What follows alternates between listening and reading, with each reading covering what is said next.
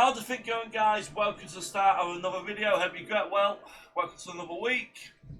Today it's another Rerez. We're going to continue down the list, and now we're up to videos I've not seen yet. So, Tiny Toon Adventures for the original PlayStation. These came out around 1998, roughly. The show was cancelled in '95. I think that's late. 3 years after being cancelled. I think that's really late to release a bunch of PlayStation games. I just realised there's 3 of them. 3 Tiny Toon Adventures games on the PlayStation 3 years after the show was cancelled. I reckon that's a bit too late to do them. So we're gonna do. It's really nice. If you're wondering what I'm drinking this week, guys, it is strawberries and peach water with electrolytes. I'm drinking today. So yeah, I did watch Tiny Toons today. Back in the day, sorry. But I preferred Animaniacs. I thought Animaniacs was way funnier. So anyway, should we get on with it then? So Tiny Toon Adventures, the 3 PlayStation games. So it says Tiny Toon Adventure PlayStation Trilogy. Right, this is going to be fun. 3, 2, 1, let's go. Adventures, The Great Beanstalk is a 1998 PlayStation game that was developed by Terraglyph Interactive Studios. Tiny Toon Adventures was a short-lived but very popular cartoon that aired from 1990 to 1992 with a handful of specials lasting until 95. The show revolved around a young cast of characters. So the original, so yeah, I do think that's a bit late to release a game like this. That's very late. That was attending Acme University. The Great Beanstalk is definitely not the first use of the Tiny Toons in a video game, but it is their first appearance on PlayStation. And I'm sure the developers utilized the console's modern 3D capabilities to bring an exciting new experience to the maturing. No, I guarantee. Is it a 2D side scroller? It's either a 2D side scroller or it's going to be one of those edutainment games. I've just got a feeling. Audience that grew up with the show. Oh, cool. A storybook-based point-and-click children's game made for an audience who would be learning to drive? Where do we even start with this? How about from the beginning? Sounds good. Tiny Toon Adventures Buster and the Beanstalk is a 1996 PC game that was developed by Terraglyph Interactive Studios. Wait, what just happened? Am I having deja vu? No! Tiny Toon Adventures The Great Beanstalk is a modified version of a PC game called Tiny Toon Adventures Buster and the Beanstalk. Please tell me the PlayStation 1 mouse works on that, because trying to play point and clicks with a controller is not great. It's not great at all. I remember trying to play football management sims on console. Yeah. Oh, they changed the name a little, but they couldn't hide it from us. That sounds ominous. The game starts up with a still frame image of the Tiny Toon Adventures logo, and from here it instantly starts up mid-conversation between Plucky and Buster. There's no title sequence. Riches beyond my wildest dreams. Ha! My tail feathers. So okay, this is confusing, but at least the voice cast seems to be on point. Many of the performers from the original series reprise their iconic roles, and hey, this animation isn't so bad. When you compare it next to a scene from the show, it actually holds up pretty well. Maybe we'll get more of it. I wouldn't count on it. In the next part, the promising animation is gone. Instead, we get a boring and not even full-screen slideshow retelling the classic Jack and the Beanstalk story, starring Buster as Jack. Buster's lost a bunch of high-value items that are now up the beanstalk for reasons that are barely explained, and he convinces his friend Plucky to go along to get the stuff back. And straight away they race up the beanstalk, if you can call it that. What is with all this metal, wood, and is that a cowhide? That's disturbing. Anyway, once we finally get to the gameplay, we're introduced to platforming. This is possibly the worst 2D platforming we've ever witnessed on the PlayStation. You control Plucky, the green one. Buster, the blue one, flies in the air by helicoptering his ears, acting as a guide that points Plucky in the direction he should be going. This whole entire platforming section is incredible. This is running off real PlayStation hardware, and still, every input is delayed, which is a big problem when everything here is trying to kill Plucky. Everything. Damn! The worst thing you can have on a 2D platformer. The worst thing you can have. bar none, the worst thing you can have, guys, is delayed input. That's the worst thing you can have on a 2D side scroller, bar none. Single thing. You'll find TNT boxes on pogo sticks. Stand still long enough and they blow you up. You'll see mounted guns firing missiles at Plucky's head. Duck too late, and you're toast. There's anvils falling from the sky, boxing gloves hidden in mailboxes, and hidden panels that smack Plucky in the face, instantly throwing him to the previous screen. All of this is going on with full sound effects, which makes the most maddening soundtrack ever. And through all this, you only got 2 moves, jump and duck.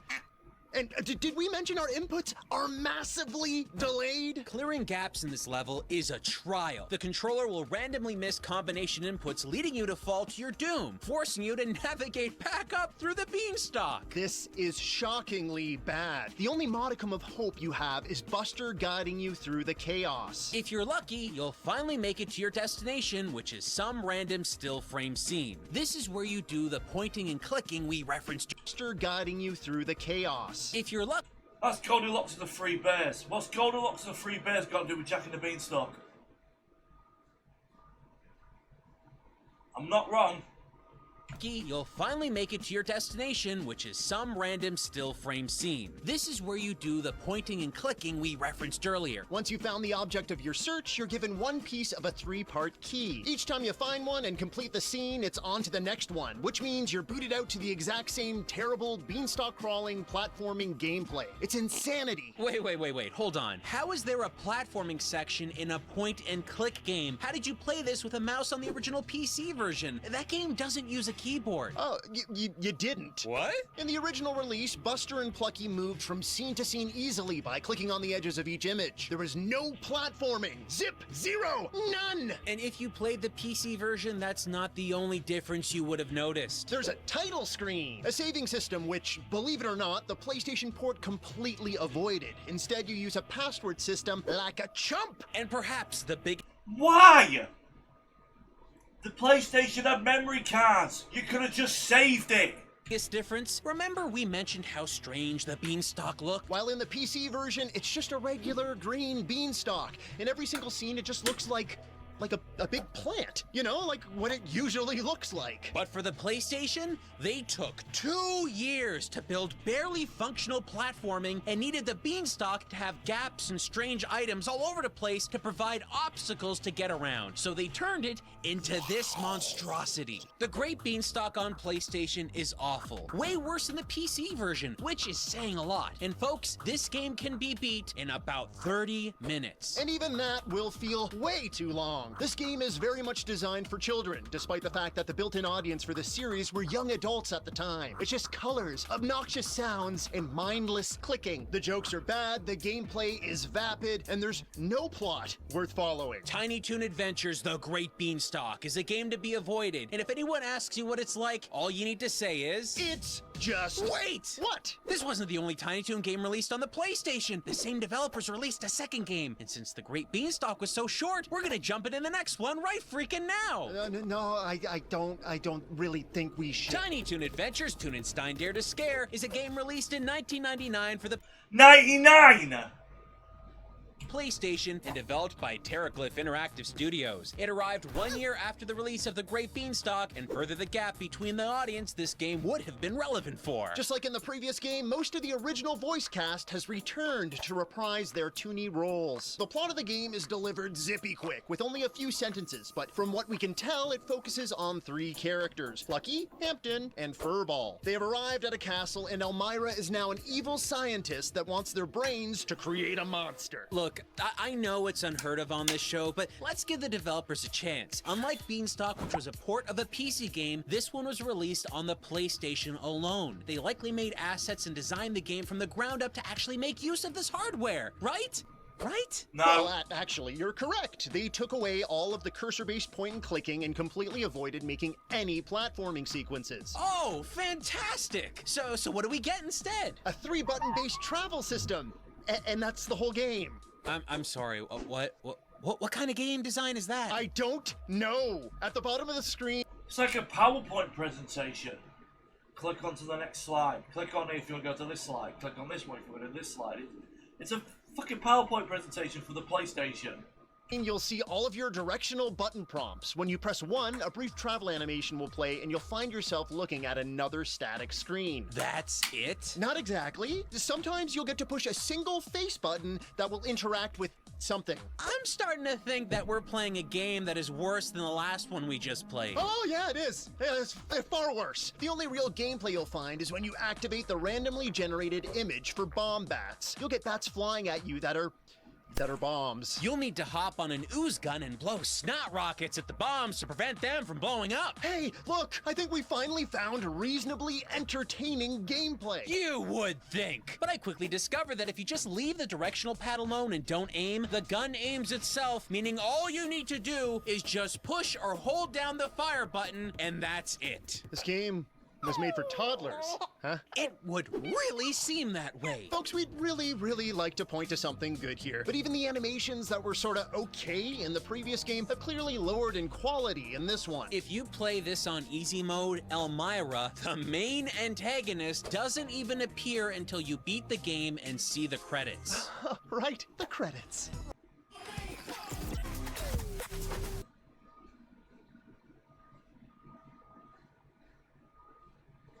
There's an advert for a free-to-play football game called Goals. Everybody's talking about tuning style. I'm building a monster. And it's going bye-bye. Listen up, It's a Tiny Toons horror-themed rap song. This is likely one of the last... In '99.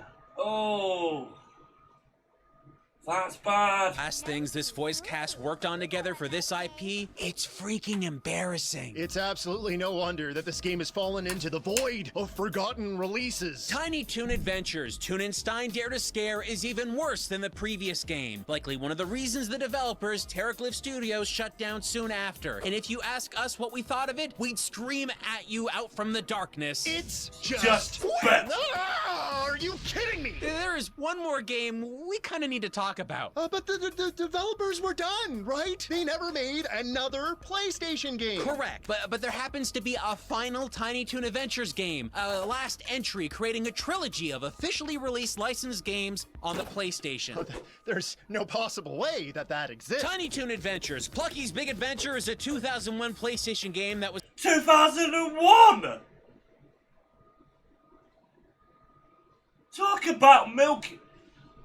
So what? The original series. So you're going to create a game based on a series that had been cancelled off TV for 9 years, but hasn't been on TV because they haven't done any specials in 6 years. That's bad.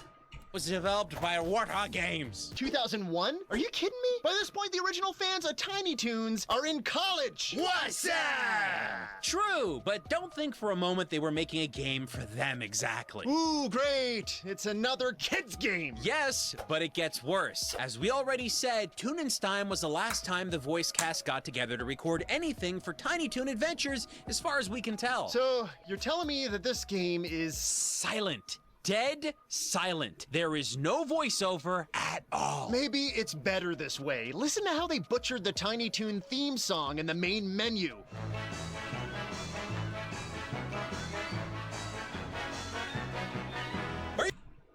I reckon they couldn't get the official license for it, so they had to do a knockoff.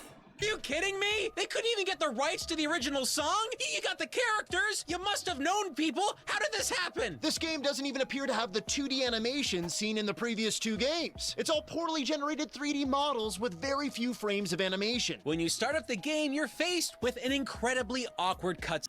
It looks to me around 25 FPS roughly. So, yeah, not good. Scene. Turns out Plucky didn't do his homework, so now he needs to turn his bike into a time machine to go back in time and finish it. We didn't make this up, folks. That's the story. The gameplay has Plucky and his friends roaming around Acme University finding objects to help Plucky convert his bike into a time-traveling vehicle. And here is how they messed all of this up. It's an item finding game in which they limit the items you can carry at any given time to 2. Oh, okay, so there are only 2 items you need to find then. No! There are several items you need to find. It's just, you'll need to rotate the items out using a locker system. But they couldn't just give you access to the lockers by pushing a button. No, go! Each locker, and there are 4 of them in total, unlock using a unique number combination. So every time you need to insert or take out an item, you need to punch in a multi-digit code. Where exactly do you find the codes for these lockers? In the game manual, or somewhere in the game world, I don't know. You may be asking, why? Why would they do any of this? They chose this complex system over just giving the characters a backpack where they could take all the items with them. It's all padding. The game is incredibly short, just like the previous 2 games. So they pushed in this mechanic to artificially lengthen the playtime. But that's not the only game padding you'll find here. They also include Moon Logic puzzles! What are those? Well, here's a brief explanation. a moon logic puzzle is where you have to solve a problem by using items that do not seem to be connected, but once combined and proven to be a success in hindsight, make vague sense. The problem here is that if you didn't know what you had to do, it's crazy hard to know what the developers originally intended. Here is how one of these puzzles plays out in the game. Plucky needs a tire puncture repair kit for his time-traveling bike. He's in a bike shed. Typically, you'd find one here, but you don't. The solution involved going to a classroom with a film projector and searching a pile of old film canisters. Plucky finds a film canister named Cheesy Rider, but can't open it himself. So you search around the school until you go to a tennis court that happens to have a can opener on the net. You use that can opener on the film canister, and inside you find a tire puncture repair kit. Oh, what?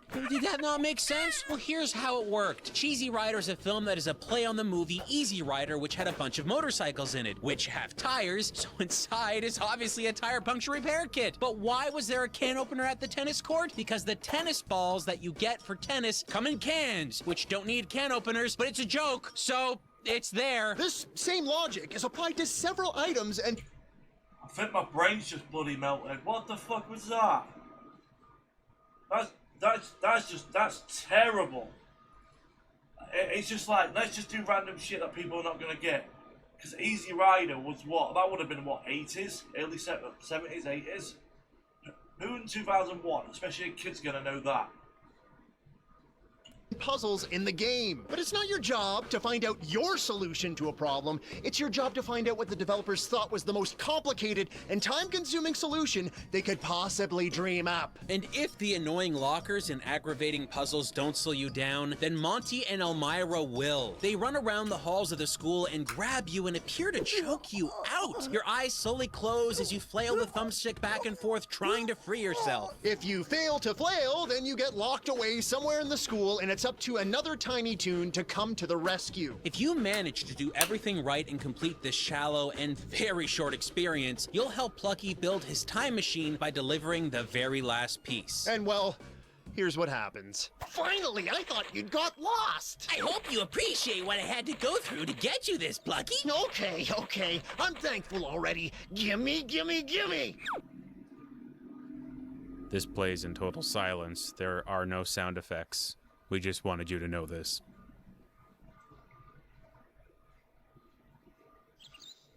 Well, Toonsters,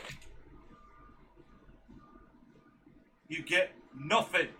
You lose. Good day, sir. let that be a lesson to you all. You can't turn back time. So do your homework when you're meant to, or you'll end up like Plucky. That's all, folks. Beautiful.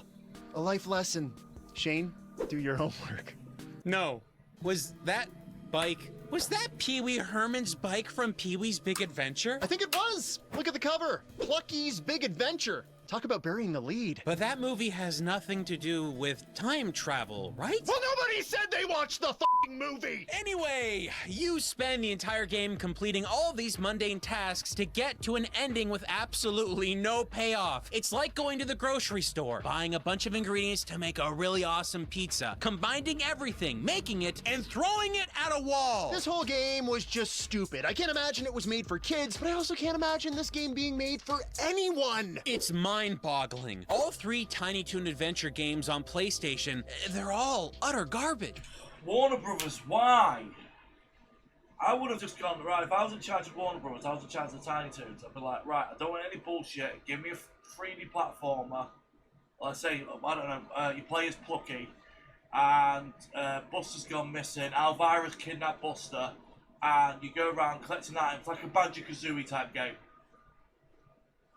While some developers might have attempted to reach greater heights with such a beloved IP, these games just got worse and worse. They're all afterthoughts, time wasters, money burners. No one, not even kids, deserve to be subjected to these pathetic experiences. If you ever see any of them out in the wild, you'll know to avoid each and every one because It's just bad. What? it's more than one game, so you can't say it's.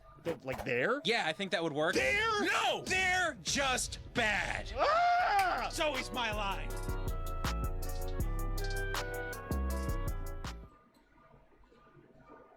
Right. That's just an advert. There we go.